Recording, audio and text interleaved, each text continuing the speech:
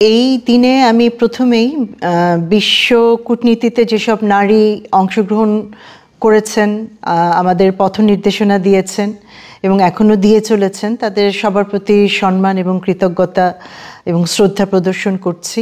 আমি আমার নিজের দক্ষতা, মেধা এবং যোগ্যতা দিয়ে আমি আমার এই জগতে আমি আমার নিজের দেশে প্রতিনিধিত্ব করতে চাই।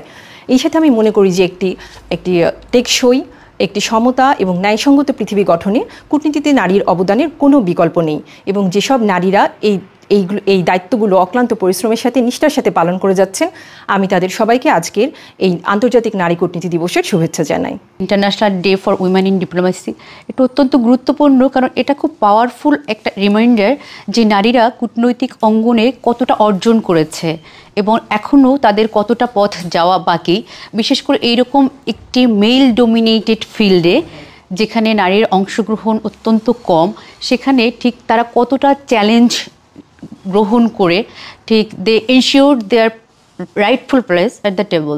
কূটনীতিক পেশা আসলে নারী এবং পুরুষ উভয়ের জন্যই খুবই চ্যালেঞ্জিং একটি পেশা। তারপরও কিছু কিছু ক্ষেত্রে নেগোসিয়েশন টেবিলে যদি এখানে ফিমেল অফিসার অন্তর্ভুক্ত থাকে, আমার কাছে মনে হয় তারা তাদের দৃষ্টিভঙ্গির বৈচিত্র্যতা তুলে ধরতে পারে এবং এটা আরও মোর ইনক্লুসিভ হয় এবং তারা যে সলিউশন নিয়ে আসে সেটা মোর সাস্টেনেবল হয়। এখানে আরেকটি আমার জন্য খুব ভালো একটি যেটা অভিজ্ঞতা, সেটা হচ্ছে যে গত 2023-এ বাংলাদেশ আইএমও কাউন্সিলের যে নির্বাচন হয়েছিল, সেখানে প্রথমবারের মতো বাংলাদেশ জয়লাভ করে কাউন্সিলের মেম্বার হিসেবে, যেটা একটি অত্যন্ত প্রতিযোগিতাপূর্ণ একটি ইলেকশন ছিল এবং আমি সেখানে ইলেকশন অফিসার ছিলাম। আমি সরাসরি এখানে কাজ করেছি ইলেকশন অফিসার হিসেবে এবং এটা আমার কূটনৈতিক জীবনের জন্য অবশ্যই খুবই গুরুত্বপূর্ণ একটি সংযোজন।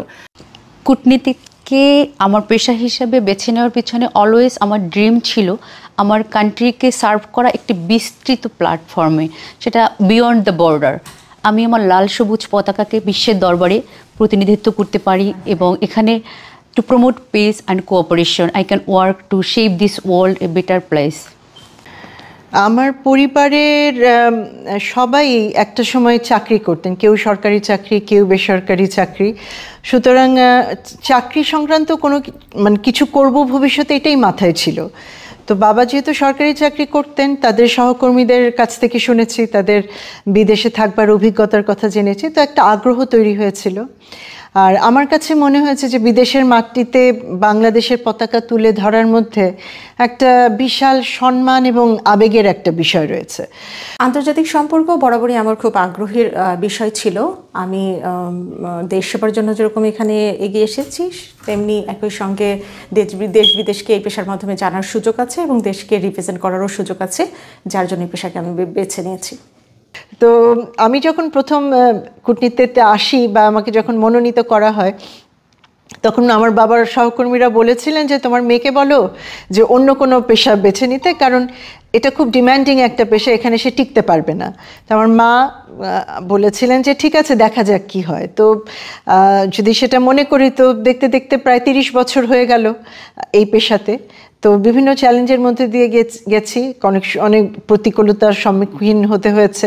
কোনোটা ভালোভাবে সেটা মোকাবেলা করতে পেরেছি, কোনোটা হয়তো অত ভালোভাবে পারিনি।